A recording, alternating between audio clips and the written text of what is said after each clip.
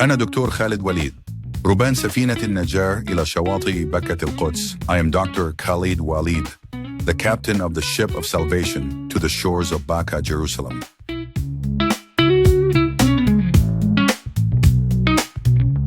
Welcome to another deep dive, and this one's going to be fun, I think. Yeah. This time we're going to be looking at the idea of five as a symbol of wisdom and inheritance across different cultures and religions. So we've got some pretty cool sources for you today. Yeah, linking ancient Greek and Arabic ideas. The Quran. And even the Bible. So are you ready to jump in? absolutely. And you know, one of the most fascinating things about this deep dive, I think, is that it's going to challenge the way you think about knowledge itself, where it comes from, how it's structured, and how it's passed down. Through generations. Through the ages. I love that. So we're talking about five not just as a number, but as this symbol. Right. Of intellectual and spiritual legacy, right? Almost like a secret code that unlocks deeper meanings in these traditions. Yeah, exactly. And one of the first things that may come to mind just as you're thinking about this is the word Pentateuch. Okay. Which literally means... Five scrolls. Five scrolls. Yeah. Okay. The first 5 books of the Hebrew Bible. Genesis, Exodus, Leviticus. Numbers, and Deuteronomy. That's right. Ah, the foundation of so much of Western thought. Right. And that penta prefix, you know, obviously just screams 5 to anyone who remembers high school geometry. Sure. Pentagon, pentagram, it's all connected. That penta comes from the ancient Greek word for 5, of course. Right. But here's where things get really interesting. Oh. The Arabic word for daughter, bint, sounds really similar. So you might be thinking, oh, there's a linguistic link there. But plot twist. There's not. There's not. Is there? No, it's completely coincidental. Wow. Penta comes from the Indo-European language family, while bint has Semitic roots. But this coincidence is actually a perfect jumping off point for this exploration of how these cultures viewed knowledge and creation. Okay, I'm intrigued. Tell me more. So think about this Arabic phrase, ai sanaya, which means the daughter of my thoughts. So it beautifully illustrates this concept of ideas being born from the mind, like offspring. Wow. And this idea of intellectual creation as offspring isn't unique to Arabic culture. The Greeks also use family metaphors to discuss knowledge. Yeah, so even though the words themselves are unrelated, the underlying concepts of 5 as structure and daughter as creation seem to be echoing each other across these traditions. That's exactly right. That's so cool. That's exactly what we're going to be uncovering in this deep dive. Awesome. It's about going beyond that surface level of language and finding those deeper connections, those thought patterns that link seemingly disparate ideas together. And you know what else is cool? In one of the sources you sent me, it mentions that the number 5 in the Quran is often associated with spirit. So could that tie into this whole daughter of my thoughts thing? Absolutely. Yeah, it's a fascinating connection when you think about it. The 5 pillars of Islam. They're the foundation of the faith, right? Yeah. And then you have the 5 daily prayers. Structuring a Muslim's connection to the divine. So the number 5 acts as a bridge between the physical and the spiritual. Exactly. I see. And in some ways, this echoes the Greek concept of ether. Right. The 5th element. Representing the realm of spirit. Yes. That which transcends our physical senses. Right. And this brings us back to that beautiful Arabic phrase, the daughter of my thoughts. If 5 is associated with the spirit, and daughters represent intellectual creation, then we can start to see how both intellectual and spiritual ideas can be considered spiritual offspring.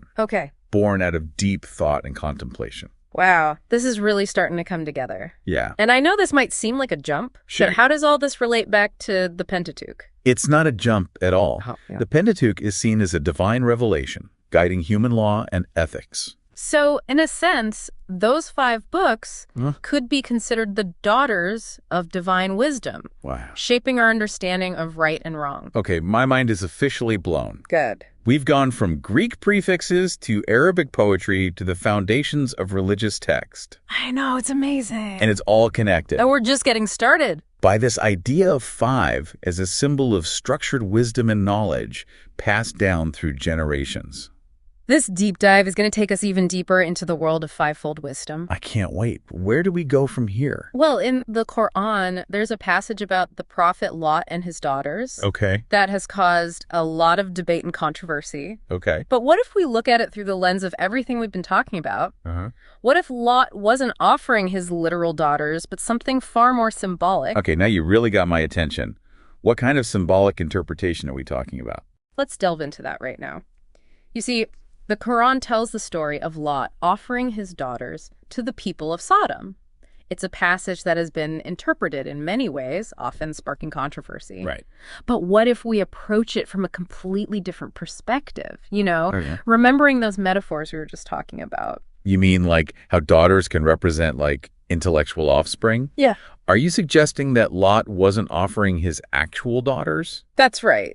But like something else entirely? Precisely. Okay. Imagine if Lot was offering something symbolic. Okay. His teachings, his understanding of God's law, his entire way of life. Okay. Remember that phrase we discussed? The daughter of my thoughts. Yes. What if Lot was offering the daughters of divine wisdom? Wow, that's a really different way of looking at it. Yeah. It makes you wonder if those who heard Lot's words at the time understood them on a deeper level. Right, exactly. Like maybe they weren't just thinking about physical daughters, but about a spiritual offering. Exactly. Yeah. And remember, prophets are often seen as father figures to their people. Right. So their daughters could be seen as representing their legacy, their teachings, their guidance. That makes so much sense. It's like Lot was pleading with the people of Sodom to embrace a higher way of life. Yeah. A path of righteousness as dictated by God. Precisely. And this kind of metaphorical language is all over the Quran. Right. For example, Mecca is referred to as Ominsai, the mother of cities. Right. It's not literally a mother, but it's a symbol of spiritual origin. Okay, yeah. And there's that phrase, Onsisai, brothers of the devils, used to describe wasteful people. Right. Again, not literal brothers, but a way of saying that they've aligned themselves with negative forces. So seeing daughters as teachings fits perfectly within this pattern of symbolic language. It does. Yeah. It moves the focus away from a literal act and towards the core message, that conflict between divine guidance and human corruption. This is giving me so much to think about. Good. You're right. It really does change the whole feel of that story. Yeah. But has anyone else proposed this kind of metaphorical interpretation of Lot's words? It's interesting you should say that, because this interpretation does resonate with certain schools of thought within Islamic scholarship. Okay. Some commentators have even suggested that in this context, daughters could be understood as a form of spiritual offering. Okay. A plea to embrace a purer life. So we're not totally out on a limb here. No, not at all. Okay, good. But I'm curious, how does this connect to all the other things we've been talking about? Yeah. Like, what about the Pentateuch and the 5 elements? Exactly. That's where things get even more fascinating. Okay. Think about the 5 books of the Pentateuch, right? Yeah. Genesis, Exodus, Leviticus, Numbers, and Deuteronomy. They address fundamental aspects of human existence, both physical and spiritual. Okay, I see where you're going with this. Good. But how do those books relate to Lot's symbolic daughters? Imagine Lot's offer as a representation of 5 core teachings, mirroring the structure of the Pentateuch and those 5 elements: earth, water, air, fire, and ether or spirit. Okay, I'm all ears. Yeah. Let's break it down. How does each book connect to a specific teaching that Lot might have been offering? Well, let's start with Genesis, right? The book of creation. Okay. It lays the foundation for understanding humanity's place in the world and the importance of divine order. Right. This connects to Lot's call for a return to moral foundations. Okay. Rejecting corruption. Yeah. And this links beautifully to the element of earth representing stability and grounding. So Genesis is like the bedrock of ethical behavior. Exactly. And Lot was urging his people to rediscover that solid ground. That's it. Then there's Exodus, the story of liberation from slavery and the journey towards a divinely ordained life. Yeah. That resonates with the element of water, symbolizing purification and cleansing. So it's like Lot was saying, wash yourselves clean of your desires and embrace a life aligned with God's will. That's a beautiful way to put it. Okay. Now, consider Leviticus, the book of laws and priestly duties. All right.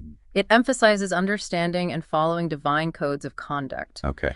We can connect this to the element of air, representing breath, knowledge, and inspiration from God. So Lot's words were like a breath of truth. Yeah. Carrying the knowledge necessary for righteous living. Exactly. I like that.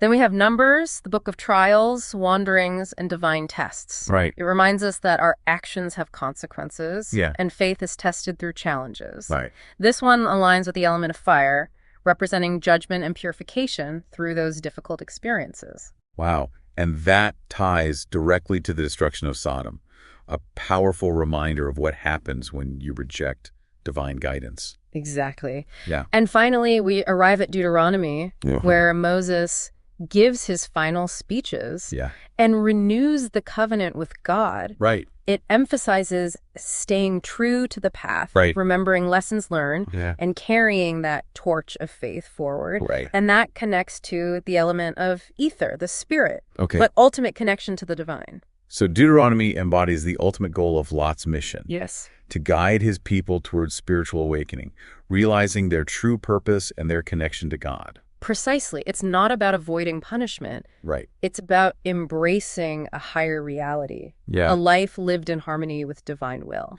This fivefold structure is so powerful. Yeah. It's like Lot was offering a complete blueprint for spiritual living. He was. Mirroring the Pentateuch and the elements of existence themselves. And think about Jesus's teachings in the Gospels. They also reflect this fivefold wisdom. Okay. In Matthew 5:17, Jesus says, "Do not think that I have come to abolish the law or the prophets. Right. I have not come to abolish them, but to fulfill them." Right. He's talking about the Torah, including the Pentateuch, acknowledging their importance. So Jesus saw himself as building upon the foundation laid by Moses and the prophets, further illuminating that path to spiritual fulfillment. Exactly. And remember how Jesus also used the word daughters symbolically. Oh, yeah, I didn't think about that. In Luke 23:28, Right. he addresses the women of Jerusalem as daughters, urging them to weep not for him, but for themselves and their children. Just like Lot's metaphorical daughters, Yes. Jesus used that term to represent those who would carry his teachings forward, Right. embodying his message. That's right. It's really amazing how these seemingly separate stories connect on such a deep level. It truly is. Yeah. And this fivefold structure seems to be a universal pattern of divine guidance. Right. It's like the universe itself is speaking through this number. Yeah. Encouraging balance, understanding, and a connection to the source of all creation. Okay, I have to admit, this has totally blown my mind. Good. But before we go any further, Yeah. I have one more question about those Greek and Arabic words we were talking about earlier, penta and bint. Okay. You said they're linguistically unrelated, but I still feel like there's some deeper connection there. Yeah. Am I wrong? You're not wrong at all. Okay, good. There's a profound philosophical connection to be made there. Okay. And it sheds even more light on this idea of fivefold wisdom. Yeah. And how knowledge is passed down through generations. I knew it. Okay, tell me everything. Okay, lay it on me. What's the philosophical connection between penta and bint? I'm ready for the grand finale of this deep dive. All right, well, let's go back to that Greek concept of penta. Remember, it embodies structure, completeness, balance. Right. Think of the pentagon with its 5 equal sides, or the pentagram symbolizing harmony and the cosmos. Even the Pentateuch itself, 5 books representing the foundation of divine law. Right, so penta points towards order. Yes. Like a framework for understanding the world. Exactly. Our place in it. And now think about bint in Arabic. Okay. We know it means daughter, but we've also seen how it represents intellectual and creative offspring, those daughters of our thoughts. And that idea is so powerful. It is. You know, knowledge isn't static. It's born, it's nurtured, it's passed down through generations, just like a family. Precisely. Bint represents that continuity, that ongoing process of intellectual and spiritual creation, just as daughters carry the legacy of their parents. Right. Ideas carry the legacy of thinkers and philosophers and prophets. So in a way, penta gives us the structure, the blueprint, and bint gives us the living transmission, the human element of passing knowledge on through time. That's a beautiful way to put it. Thank you. And if we apply this to our interpretation of Lot's daughters as divine teachings, it adds another layer of depth. I see. So Lot wasn't just offering cold, hard facts. He was offering a living tradition. Exactly. A structured way of life passed down from God to humanity. Exactly. He was inviting them to become part of that chain of transmission. Right. To carry that wisdom forward, make it their own. So it's not just about accepting the fiveness of divine law. It's about becoming a living link in that chain of knowledge and understanding. You got it. And this concept isn't confined to just one culture or religion. We see it reflected in the 5 pillars of Islam, Right. the 5 elements in Greek and Islamic philosophy, the 5 daily prayers. And of course, the structure of the Pentateuch itself. Of course. It's like this 5-fold pattern is woven into the fabric of existence. Yeah. Like a universal language whispering about balance and understanding and connection to something bigger than ourselves.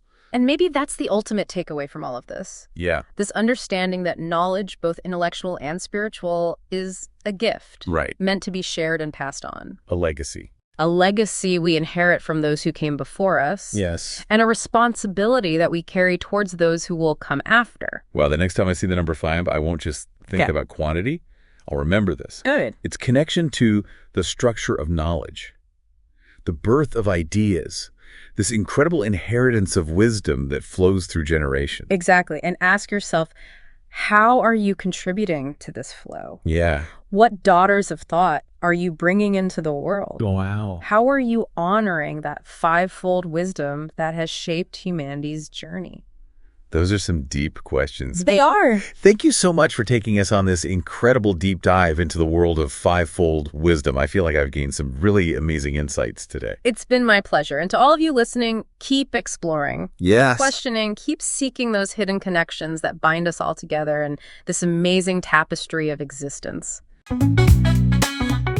أنا دكتور خالد وليد ربان سفينة النجاة إلى شواطئ بكة القدس. I am Dr. Khaled Waleed, the captain of the ship of salvation to the shores of Baka, Jerusalem.